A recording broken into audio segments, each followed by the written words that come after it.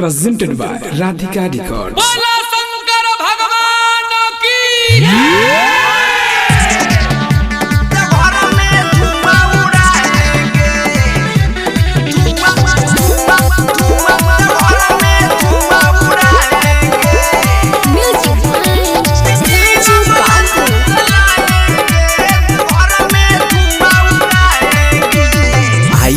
सावन महीना भांग धतूरा चली रोजीना चिलम हमने के जिंदाबाद। यादव जी से दूध मंगावा भुनिया के वही में मिलावा भोले बाबा के हवे प्रसाद। आइल बा सावन महीना भांग धतूरा चली रोजीना चिलम हमने के जिंदाबाद।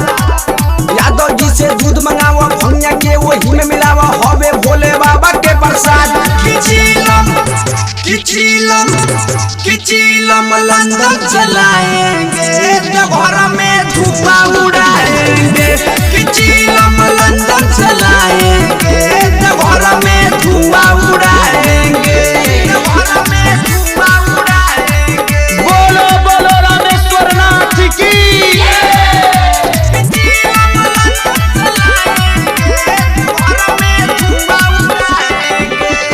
बलिया शहर से हम कांवर मंगाएंगे।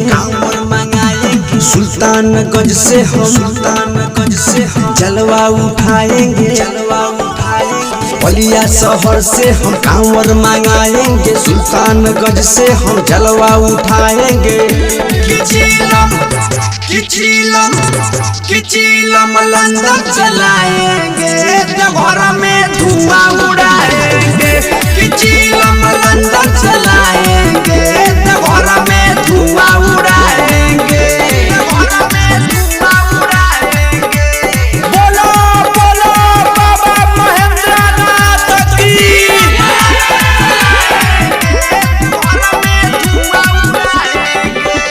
गौतम कबीर जी को साथे ले जाएंगे। राहुल रामाना तो झीलम धराएंगे। गौतम कबीर जी को साथे ले जाएंगे। चुमन चंचल तो झीलम धराएंगे। किचिलम लंदन चलाएंगे घर में धुआं उड़ाएंगे। किचिलम लंदन चलाएंगे घर में धुआं उड़ाएंगे। आइल बाटे सावन महीना भांग धतूरा चली रोजीना चिलम हमने के जिंदाबाद।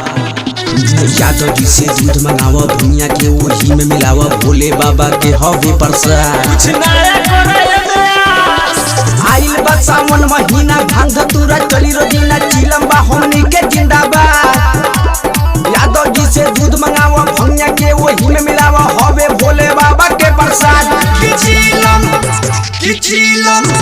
किचिलम लंदन चलाएंगे घर में धुआं उड़ाएंगे।